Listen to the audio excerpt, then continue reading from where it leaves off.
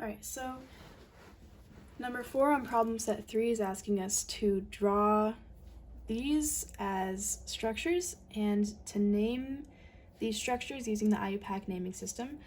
And that is composed of finding the longest carbon chain, the substituents, and then identifying where the groups are using the lowest numbering system. So for the first one, we've got a symmetrical chain, and that means it doesn't matter which side we start on. The longest carbon chain is going to be here, and we number 1, 2, 3, 4, 5. That's going to be a 5 carbon chain, which is going to be pentane. And so the substituents are methyl groups on 3 of the carbons. That's carbons 2, 3, and 4. So what that is going to look like is 2, 3, 4 to indicate the carbons, and tri to indicate the number, methyl for the substituent, methyl, and then pentane for the longest carbon chain. Pentane. That is our name for this molecule. On to B, our longest carbon chain. We're going to have to start on this end here because that is the lowest numbering system. This is the first substituent, and we want that on the lowest carbon possible. So we've got 1, 2, 3, 4, 5, 6, 7, and 8. So this is going to be an octane. And what this is going to look like is it's got a 2 carbon methyl and a 4 carbon ethyl. Ethyl being 2 carbons coming off of the main chain and methyl being 1. So with methyl and ethyl, ethyl comes first in the alphabet with the E. And so this is going to be written, I'm going to start below this one just to save space.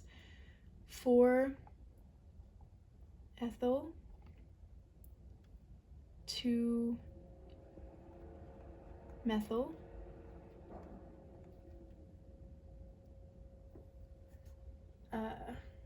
octane,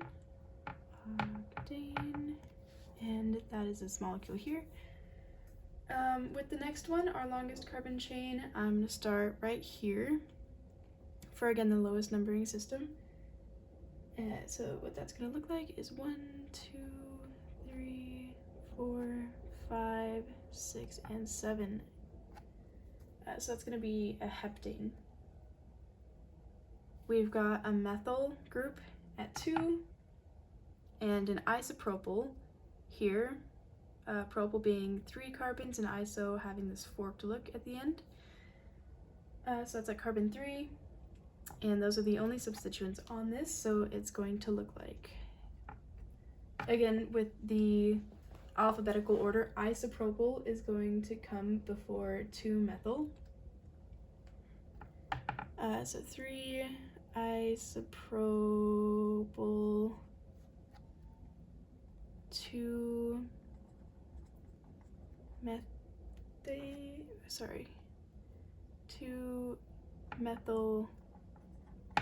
heptane. Okay. So for this next one, super straightforward. We've just got a carbon chain going across like this, 5, 6, 7, and 8. This is again an octane. And our substituents are going to consist of a methyl because 1 carbon coming off the main chain, and we've got 1, 2, 3, and 4, and this is going to be a butyl group and an isobutyl because of this forked look here. So we have a butyl group and a methyl group, and again, alphabetically, this butyl group is going to come first. So we have 4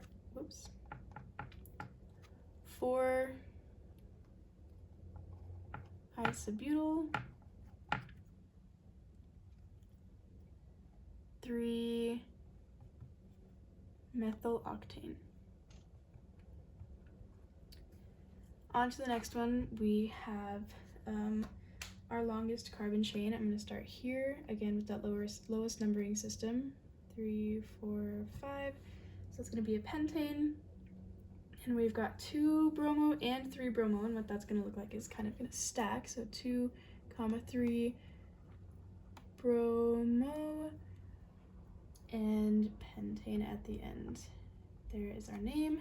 And for the next one, again, a pretty straightforward carbon chain. Oh, sorry, this is meant to be chlorine. 1, 2, 3, 4, 5, 6. We've got a hexane. And we're just going to indicate all of these chlorines all at once, again with that stacking system. So we've got 2, 2, 5.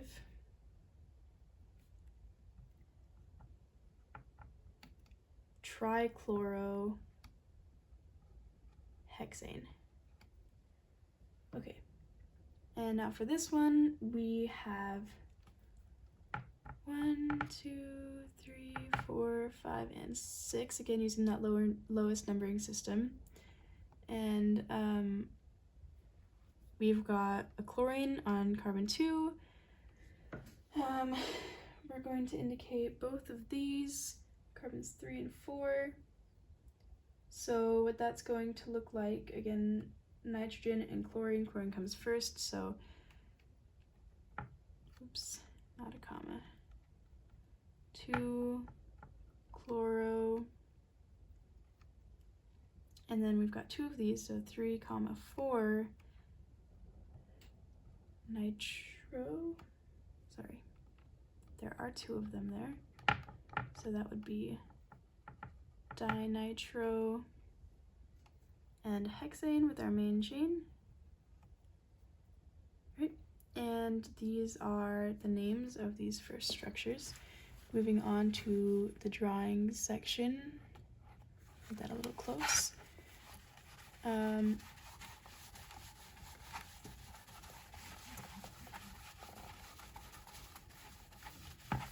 So this is asking us to draw 4-ethyl 2, 2 dimethyl octane, and that is going to be, we're going to kind of work backwards from this. Our octane is going to be our main chain of 8. So let's go ahead and do that. We got 1, 2, 3, 4, 5, 6, 7, 8. And then we have a 4-ethyl. So 1, 2, 3, 4. And ethyl is 2. And then we have 2, 2 dimethyl. So 2, 2 dimethyl is just going to be 2 methyl groups coming out like that. There's our first one done. Next is triethylamine. Now, if you remember, amine is going to be NH3.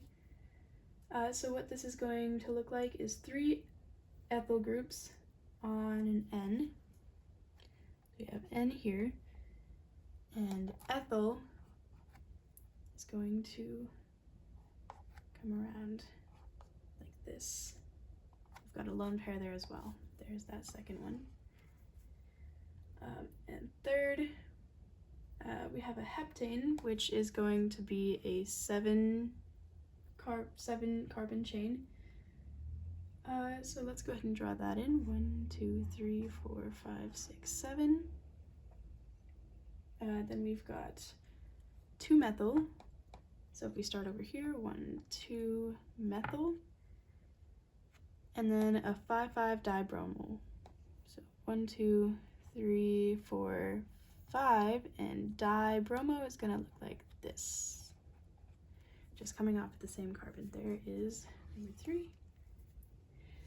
And finally, we have 1 bromo, 2 ethyl, 4 methyl cyclohexane. So this cyclohexane is going to indicate a ring formation of a 6 carbon chain. So I'm going to start with that one. And there is our cyclohexane. I'm going to start counting here. So this is going to be 1, 2, 3, 4, 5, and 6. So 1 bromo, bromine, 2 ethyl, and then we have 4 methyl, and that is the last of them.